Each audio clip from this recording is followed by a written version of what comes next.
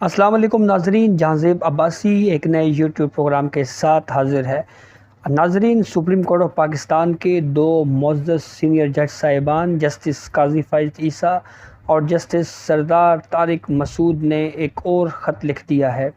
اور یہ خط جب منظر عام پہ آیا ہے تو اس کے بعد ایک مرتبہ پھر یہ موضوع زیر بحث آ گیا ہے کہ عدلیہ میں جو تقسیم کا تاثر ہے وہ اب بھی موجود ہے۔ گو کہ جو گزشتہ عدالتی ہفتہ گزرا ہے اس میں یہ امپریشن تھوڑا کم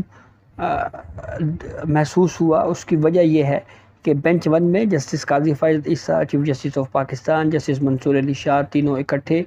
اس ایک بینچ 1 میں بیٹھے تھے اور اہم کیسز کی انہوں نے سماعت بھی کی۔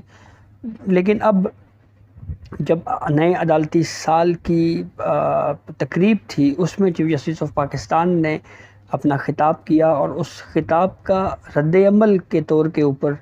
ایک خط منظر عام پہ آیا ہے دو معزز جج صاحبان کا، جسٹس قاضی فائز عیسیٰ جو کہ مستقبل کے چیف جسٹس آف پاکستان ہیں، اور جسٹس سردار طارق مسعود۔ ان دونوں جج صاحبان نے بطور ممبران جوڈیشل کمیشن یہ خط لکھا ہے، اور اس خط کی copy chief justice Umar Ata Bandial سمیت جوڈیشل کمیشن کے تمام ممبران کو بھی ارسال کی گئی ہے۔ یہ خط کیوں لکھا گیا اس کا پس منظر آپ کو بیان کرتے ہیں، اور پھر اس کے بعد اس خط میں جو 13 اہم نکات اٹھائے گئے ہیں اس کے اوپر بات کریں گے۔ جو سب سے پہلے پس منظر کہ یہ خط لکھا کیوں گیا۔ ہوا کچھ یوں کہ 12 سپٹمبر کو نئے عدالتی سال کی تقریب کا انعقاد سپریم کورٹ آف پاکستان میں کیا گیا۔ اس تقریب سے خطاب کرتے ہوئے چیف جسٹس آف پاکستان نے یہ کہا کہ وزیر اعلیٰ پنجاب کے انتخاب کے مقدمے کا فیصلہ بالکل میرٹ پر ہوا، اور اس مقدمے میں وفاق نے فل کورٹ بینچ تشکیل دینے کی استدعا کی جو قانون کے مطابق نہیں تھی۔ اس کیس میں سپریم کورٹ بار ایسوسی ایشن کا کردار بھی جانبدارانہ تھا۔ اس مقدمے کے فیصلے کا رد عمل ججز تقرری کے لیے منعقدہ جوڈیشل کمیشن اجلاس میں سامنے آیا، اور اس جوڈیشل کمیشن اجلاس میں 5 قابل جج صاحبان کو نامزد کیا گیا۔ وفاق کی جانب سے وزیر اعلیٰ پنجاب کے مقدمے کے فیصلے کا جوڈیشل کمیشن میں رد عمل دیا گیا۔ تو یہ وہ بیک گراؤنڈ تھا جو چیف جسٹس آف پاکستان نے نئے عدالتی سال کی جو تقریب تھی اس سے خطاب میں یہ گفتگو کی، خطاب کیا، اور اس کے ریئیکشن میں اب جو جن 13 پوائنٹس کا میں نے آپ کو حوالہ دیا تھا کہ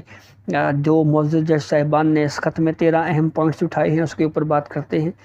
اس خط میں دونوں معزز جج صاحبان جسٹس قاضی فائز عیسیٰ اور جسٹس سردار طارق مسعود یہ کہتے ہیں کہ ہم نے ہمیشہ کوشش کی کہ غیر ضروری تنازع سے گریز کریں اور قوم کے سامنے سپریم کورٹ کو ایک وحدت کی صورت میں پیش کریں۔ چیف جسٹس نے نئے عدالتی سال کی تقریب میں جو خطاب کیا اس سے مایوسی ہوئی۔ چیف جسٹس نے نئے عدالتی سال کی تقریب سے خطاب میں سپریم کورٹ کے فیصلوں کا دفاع کیا، فیصلوں پر کی جانے والی تنقید کا جواب دیا، اور سپریم کورٹ کی طرف سے یک طرفہ بات کی۔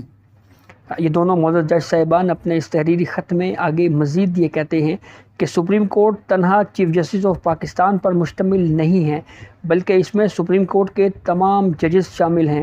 چیف جسٹس کا ہر زیر سماعت مقدمے پر چیف جسٹس نے زیر سماعت مقدمے پر تبصرہ کیا جو پریشان کن تھا۔ اس خط میں معزز جج صاحبان آگے مزید یہ کہتے ہیں کہ چیف جسٹس نے سپریم کورٹ بار ایسوسی ایشن اور اس کے موجودہ اور متعدد سابقہ صدور پر سیاسی پارٹی بازی کا الزام لگایا جو غیر ضروری تھا۔ اس خط میں آگے مزید یہ کہا گیا ہے کہ آئین سپریم کورٹ سے تقاضا کرتا ہے کہ وہ فیصلے دیں، اور نئے عدالتی سال کی تقریب سے خطاب میں چیف جسٹس کا جوڈیشل کمیشن اجلاس کے کام اور فیصلوں کا ذکر کرنا نامناسب اور نامعقول تھا، اور آئین کے تحت جوڈیشل کمیشن ایک الگ اور خود مختار ادارہ ہے۔ اس خط میں دونوں معزز جج صاحبان مزید یہ کہتے ہیں کہ چیف جسٹس نے نئے عدالتی سال کی تقریب سے خطاب میں اٹارنی جنرل اور وزیر قانون پر ناراضگی کا اظہار کیا، اور چیئرمین جوڈیشل کمیشن یعنی چیف جسٹس آف پاکستان کو ایسا نہیں کہنا چاہیے تھا۔ چیف جسٹس کا یہ کہنا کہ جوڈیشل کمیشن اجلاس ملتوی ہوا تھا یہ درست نہیں ہے۔ 28 जुलाई کو جوڈیشل کمیشن اجلاس میں چیئرمین جوڈیشل کمیشن کے تجویز کردہ امیدوار منظور نہیں ہوئے۔ اگر عدالت پوری ہوتی یعنی تمام 17 کے 17 ججز موجود ہوتے تو یقیناً زیادہ مقدمات نپٹائے جاتے۔ اور دونوں معزز جج صاحبان آگے اس خط پہ مزید کہتے ہیں کہ ہم نے تو عدالتی چھٹیوں سے پہلے بھی اور اس کے بعد بھی متعدد بار یہ کہا کہ جوڈیشل کمیشن کا اجلاس بلائیں تاکہ نامزدگیاں کی جائیں، یعنی جو 5 نشستیں خالی ہیں، 5 جج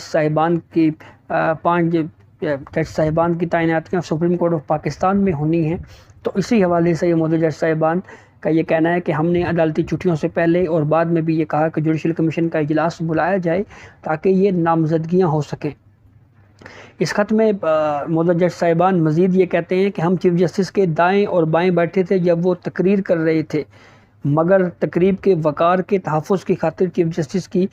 تقریر کے دوران خاموش رہے۔ یعنی یہاں پہ وہ وجہ بتا رہے ہیں کہ در حقیقت یہ خط لکھنے کی وجہ کیا بنی اور کیا وجوہات تھیں جس کے سبب جو ہے وہ ان کو یہ خط لکھنا پڑا۔ تو اس کے جواب میں دونوں معزز جج صاحبان یہ کہتے ہیں کہ کیونکہ چیف جسٹس آف پاکستان کی جو خطاب تھا، جو ان کی گفتگو تھی، وہ میڈیا کے اوپر جو ہے وہ بڑے وسیع پیمانے کے اوپر اس کی اشاعت ہوئی،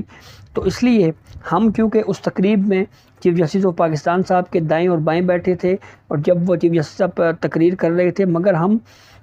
اس وقت کیوں نہیں بولے، اس کی وجہ دونوں جج صاحبان یہ بیان کرتے ہیں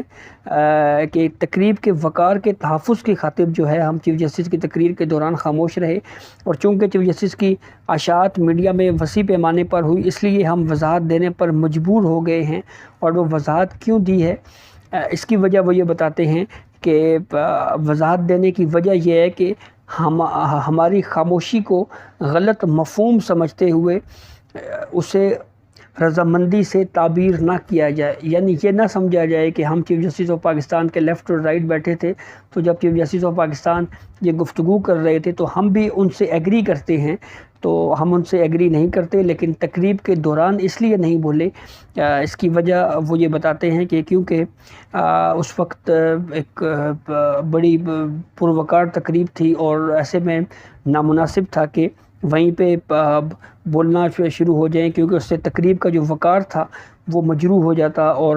اس تقریب کے وقار کے تحفظ کو مد نظر رکھتے ہوئے، اس کو سامنے رکھتے ہوئے جو ہے وہ ہم نے خاموشی اختیار کی۔ لیکن ہماری اس خاموشی کا مفہوم یہ نہ سمجھا جائے کہ ہماری رضامندی بھی شامل تھی اس معاملے کے اوپر۔ اور آخر میں اس خط میں یہ لکھا ہوا ہے کہ اس خط کی کاپی میڈیا کو بھی اشاعت کے لیے جاری کی جائے۔ تو عدلیہ کے اندر تقسیم کا تاثر اب بھی موجود ہے، اور سب سے اہم بات جو سپریم کورٹ آف پاکستان میں 5 جج صاحبان کی اسامیاں ابھی تک خالی ہیں، تو دیکھنا یہ ہے کہ چیف جسٹس آف پاکستان جو کہ چیئرمین جوڈیشل کمیشن بھی ہیں، وہ کب جوڈیشل کمیشن کا اجلاس بلاتے ہیں اور ان 5 جج صاحبان کی تعیناتیاں ہوتی ہیں۔ تو یہ اب تک کی بہرحال اپڈیٹ تھی اس خط کے حوالے سے جس سے ہم نے آپ کو آگاہ کیا۔ بہت شکریہ۔